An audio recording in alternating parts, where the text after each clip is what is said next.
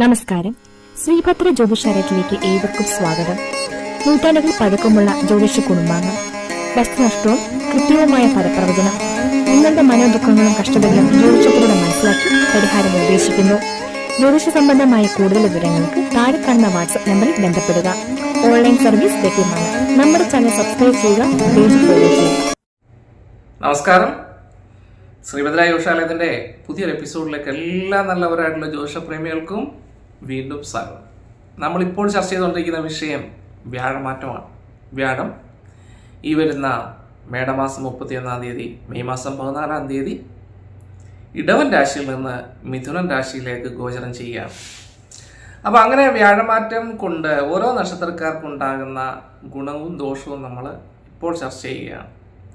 വ്യാഴം എന്ന് പറയുന്ന ഗ്രഹത്തിനെ പറ്റി പറയുകയാണെങ്കിൽ, വ്യാഴം എന്ന് പറയുന്ന ഗ്രഹം ബൃഹസ്പതി വളരെ ഗുണാനുഭവങ്ങൾ നൽകാൻ ശേഷിയുള്ള ഗ്രഹമാണ്. സർവേശ്വര കാരകനാണ്. നമ്മൾ ജ്യോതിഷത്തിൽ തന്നെ നമ്മൾ ഈശ്വരാധീനം ചിന്തിക്കുന്നത് പോലും വ്യാഴത്തിനെ കൊണ്ടാണ്. അപ്പോൾ അത്രയ്ക്ക് മൂല്യമുള്ള ഗ്രഹമാണ്, അത്രയ്ക്ക് വളരെയധികം ജീവിതത്തിനെ മാറ്റിമറിക്കാൻ ശേഷിയുള്ള ഗ്രഹമാണ് വ്യാഴം. അപ്പം വ്യാഴം ശനി എന്ന് പറയുന്ന ഗ്രഹങ്ങളൊക്കെ മാറുമ്പോൾ ജീവിതത്തിൽ കുറേയേറെ വ്യത്യാസങ്ങൾ നമുക്കുണ്ടാവും. കുറേയേറെ എന്ന് പറഞ്ഞാൽ കുറേയേറെ വ്യത്യാസങ്ങളുണ്ടാവും.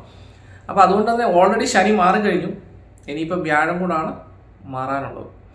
അപ്പോൾ ഈ വ്യാഴമാറ്റം നിങ്ങൾക്ക് എങ്ങനെ എന്ന് നമുക്കൊന്ന് പരിശോധിക്കാം. അതായത് ചിങ്ങൻ രാശിക്കാരുടെ ഫലമാണ് നമ്മൾ പറയുന്നത്. മകവും പൂരവും ഉത്രത്തിൻ്റെ ആദ്യ 15 നാഴികയും ചേർന്നാണ് ചിങ്ങക്കൂറ്.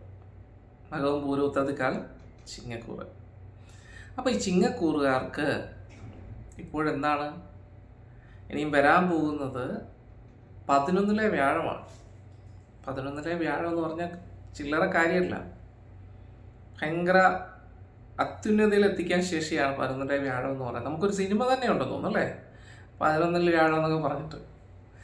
അപ്പോൾ അങ്ങനെ 11-ലെ വ്യാഴം എന്ന് പറഞ്ഞാൽ വളരെ അധികം ഉന്നതി, ശ്രേഷ്ഠത, സാമ്പത്തിക ലാഭം, ഉയർച്ച, പദവികൾ ലഭിക്കുക, എന്താ പറയുക, അങ്ങനെ ഒത്തിരി ഗുണാനുഭവങ്ങൾ നൽകാൻ കഴിവും ഈ 11-ലെ വ്യാഴത്തിന്.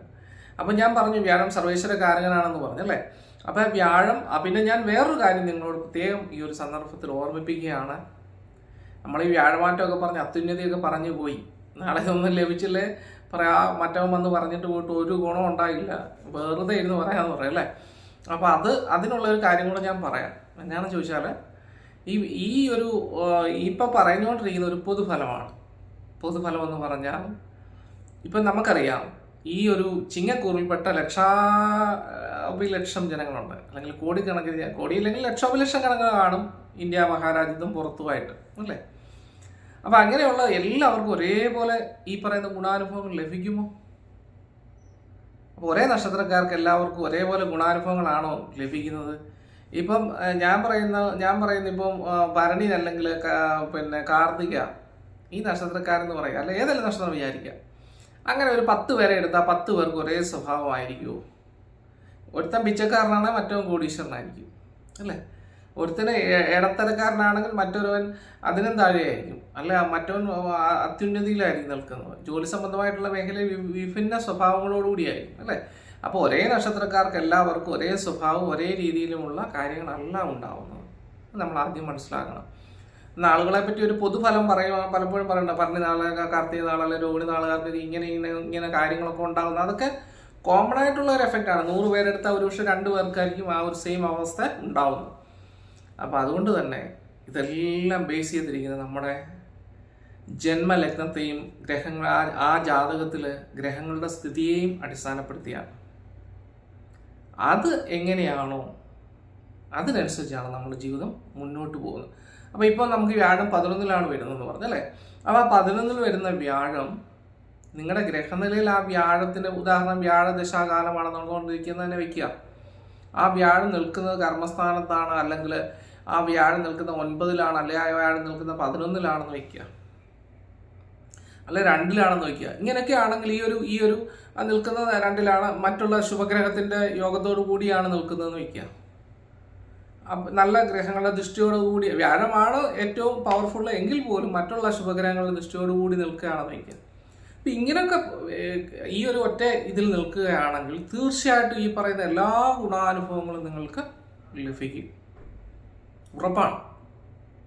അതോടൊപ്പം തന്നെ ഇപ്പം ഇനി മറ്റൊരു ഉദാഹരണം ഞാൻ പറഞ്ഞുതരാം. വ്യാഴം അഷ്ടമത്തിലാണ് നിൽക്കുന്നതെന്ന് വിചാരിക്കുക, അത് മകരൻ രാശിയിലാണ് നിൽക്കുന്നതെന്ന് വയ്ക്കുക. മകരൻ രാശി എന്നാലും നീചഭംഗം എന്ന് പറയുന്ന അവസ്ഥയുണ്ട്. അപ്പോൾ പോട്ടെ, മകരൻ രാശി കോമൺ ആയിട്ട് നിൽക്കുകയാണെന്ന് വയ്ക്കുക. അപ്പോൾ അങ്ങനെ നിൽക്കുകയാണ്, അല്ലെ അഷ്ടമത്തിൽ നിൽക്കുകയാണ്, ഇങ്ങനെയൊക്കെയുള്ള ഒരു അവസ്ഥ വരുന്ന സമയത്ത്, അല്ലെ മറ്റുള്ള പാപഗ്രഹങ്ങളോട് കൂടി നിൽക്കുകയാണെന്ന് വയ്ക്കുക. ഗ്രഹങ്ങളുടെ പാപഗ്രഹങ്ങളുടെ ദൃഷ്ടി കൂടുതലായിട്ട് വ്യാഴത്തിന് ഏൽക്കുന്നുണ്ടെന്ന് വിചാരിക്കുക. അപ്പോൾ നിങ്ങൾക്ക് 11 വ്യാഴത്തിൻ്റെ ഗുണം ഒരിക്കലും അനുഭവയോഗ്യമല്ല. അതുകൊണ്ട് തന്നെയാണ് ഞാൻ പറയുന്നത്, നമ്മളെപ്പോഴും നമ്മുടെ ഓരോ ഗ്രഹങ്ങൾ മാറുമ്പോഴും, ഇപ്പം പ്രത്യേകിച്ച് ശനിയാണെങ്കിൽ 2.5 വർഷക്കാലം ഒരു രാശി നിൽക്കും, വ്യാഴം 1 വർഷക്കാലം ഒരു രാശി നിൽക്കും. ഇത് സാമാന്യതയുള്ള കാര്യങ്ങളാണ് പറയുന്നത്. അപ്പം അങ്ങനെ നിൽക്കുമ്പോൾ ഈ പ്രധാന ഗ്രഹങ്ങളൊക്കെ മാറുമ്പോൾ നമ്മുടെ ജാതകം ഒന്ന് പരിശോധിക്കുന്നത് നമ്മൾ ഏറ്റവും നല്ലതാണ്. ഈ ഒരു മാറ്റം കൊണ്ട് നമ്മുടെ ജീവിതത്തിൽ എന്തെങ്കിലുമൊക്കെ ഉന്നതി ഉണ്ടാകുമോ, നമ്മൾ ഉദ്ദേശിക്കാത്ത രീതിയിലുള്ള പുരോഗതി നമ്മുടെ ജീവിതത്തിൽ ഉണ്ടാകുമോ ഒക്കെ എന്ന് അതൊന്ന് പരിശോധിക്കുന്നത് ഏറ്റവും നന്നായിരിക്കണം. അപ്പോൾ അതുകൊണ്ടാണ് ഞാൻ പറഞ്ഞത്, ഇതൊരു പൊതുഫലമായിട്ട് കണക്കാക്കി മാത്രം ഇതൊക്കെ ഞാൻ ഇങ്ങനെ കാട് കയറി പറയുന്നുണ്ടെങ്കിലും നിങ്ങൾക്ക് എന്തെങ്കിലും ഇതുകൊണ്ടൊരു ഗുണം ഉണ്ടാവട്ടെ എന്ന് വെച്ചാണ്. അല്ലാതെ വളവളാന്ന് ഇപ്പം ഗുണാനുഭവങ്ങൾ പറഞ്ഞിട്ട് പോയിട്ട് ഒന്നും കിട്ടിയില്ല, നാളെ നിങ്ങൾ എന്നെ പ്രാവില്ലേ. അതുകൊണ്ടാണ് പറയുന്നത്, ഇങ്ങനെയുള്ള കാര്യങ്ങൾ ശ്രദ്ധിച്ചു കഴിഞ്ഞാൽ പ്രിക്കോഷൻസ് എപ്പോഴും നല്ലതാണ്, മുൻകരുതൽ എപ്പോഴും നമുക്ക് നല്ലതാണ്, അല്ലേ? ഇപ്പം നമ്മൾ പറയുന്ന പോലെ ഇന്നാളേതോ ഒരു സിനിമയ്ക്ക് കണ്ട ആന കുത്താൻ വന്നാൽ എന്ത് ചെയ്യുമെന്ന് ചോദിക്കുന്നത്, നമുക്ക് ഒരു ആന നമ്മുടെ മുന്നോട്ട് വരികയാണ്, അത് കുത്തുവോ ഇല്ലയോ നമ്മൾ അറിഞ്ഞാൽ നമ്മൾ സൈഡിലോട്ട് വല്ലതും മാറി നടന്നാൽ അതിൻ്റെ വഴിക്ക് ഞാൻ പോകത്തില്ലേ എന്ന് പറഞ്ഞ പോലെ നമ്മുടെ ആ ഒരു ദോഷഫലങ്ങൾ മനസ്സിലാക്കി അതിനുള്ള പരിഹാരങ്ങൾ ചെയ്യുകയാണെങ്കിൽ തീർച്ചയായിട്ടും കണ്ണിൽ കൊള്ളേണ്ടത് പുരികത്ത് കൊണ്ടുപോകുന്ന ഒരു അവസ്ഥയുണ്ടാവും. ഇപ്പോഴും നമ്മൾ ഫലത്തിലോട്ട് വന്നില്ല. അപ്പം ഇനി നമുക്ക് ഇത്രയൊക്കെ മനസ്സിലായെന്ന് വിചാരിക്കുന്നതിനെ പറ്റി. അപ്പം ഇനി നമുക്ക് ഫലത്തിലേക്ക് പോകാം. അപ്പം ഇങ്ങനെ നിങ്ങൾക്ക് ജോലി സംബന്ധമായിട്ടുള്ള മേഖലയിൽ ഉന്നതി പ്രതീക്ഷിക്കാം. അതോടൊപ്പം തന്നെ സന്താന കാരകനാണ് വ്യാഴം. സന്താനങ്ങളെ കൊണ്ടുള്ള ഗുണാനുഭവങ്ങൾ, സന്താനങ്ങൾക്ക് ഉന്നത ജോലി അല്ലെങ്കിൽ ഉന്നത വിദ്യാഭ്യാസം ഇത്യാദി കാര്യങ്ങളുണ്ടാകും. അതുപോലെ തന്നെ നല്ല നല്ല പുണ്യ സ്ഥലങ്ങൾ സന്ദർശിക്കുക, ദേവാലയങ്ങൾ സന്ദർശിക്കുക ഇത്യാദി കാര്യങ്ങളൊക്കെ ഉണ്ടാകും. നല്ല സുഹൃത്തുക്കൾ മുഖേന സാമ്പത്തിക ലാഭങ്ങളുണ്ടാകും. നല്ല ഗുരുനാഥന്മാരെ ലഭിക്കും. അതോടൊപ്പം തന്നെ ജീവിതത്തിൽ ഉന്നതമായിട്ടുള്ള സ്ഥിതിയിൽ നിങ്ങൾ എത്തിച്ചേരുന്ന ഒരവസ്ഥയുണ്ടാകും. വീട് ഒക്കെ വയ്ക്കാൻ ആഗ്രഹിക്കുന്നവരാണെങ്കിൽ വീട് പണിയാനായിട്ട് സാധിക്കും. വാഹനം വാങ്ങാൻ ആഗ്രഹിക്കുന്നവരാണ് വാഹനങ്ങൾ വാങ്ങാനായിട്ട് സാധിക്കും. സന്താനങ്ങളില്ലാതെ ബുദ്ധിമുട്ടുന്നവരാണെങ്കിൽ സന്താന ലബ്ധി ഉണ്ടാവും. അപ്പം ഇങ്ങനെ സന്താന ലബ്ധി ഉണ്ടാവും. പിന്നെ അതുപോലെ തന്നെ നമുക്ക് ഗവൺമെൻറ് സംബന്ധമായിട്ടുള്ള മേഖലയിലൊക്കെ ജോലി പ്രതീക്ഷിച്ചുകൊണ്ടിരിക്കുന്നവർക്കാണെങ്കിൽ അതിൽ നിന്നുള്ള നമുക്ക് അഡ്വൈസറിനെയോ അതുപോലൊക്കെയുള്ള കാര്യങ്ങൾ നമുക്ക് ലഭിക്കാനായിട്ടുള്ള ഇടയുണ്ടാവും. അതുപോലെ തന്നെ ബിസിനസ് നമ്മൾ ഇപ്പോൾ വളരെ മന്ദഗതിയിലാണ് പോകുന്നതെങ്കിൽ ആ ബിസിനസ് പുരോഗമിക്കുക, അതിൽ നിന്നുള്ള സാമ്പത്തിക ലാഭങ്ങളുണ്ടാവും. പിണങ്ങിപ്പോയ ഭാര്യ ഭർത്താക്കന്മാർ ഒന്നിച്ച് സന്തോഷമായിട്ട് ജീവിക്കുന്നതായിട്ട് ഒരവസ്ഥ ഉണ്ടാവും. അതുപോലെ തന്നെ നമ്മൾക്ക് നല്ല ആൾക്കാരുടെ സഹവാസം മുഖേന, ഗൈഡൻസ് മുഖേന നമുക്ക് ജീവിതത്തിൽ വളരെയധികം പുരോഗതിയിലെത്താനായിട്ട് സാധിക്കും.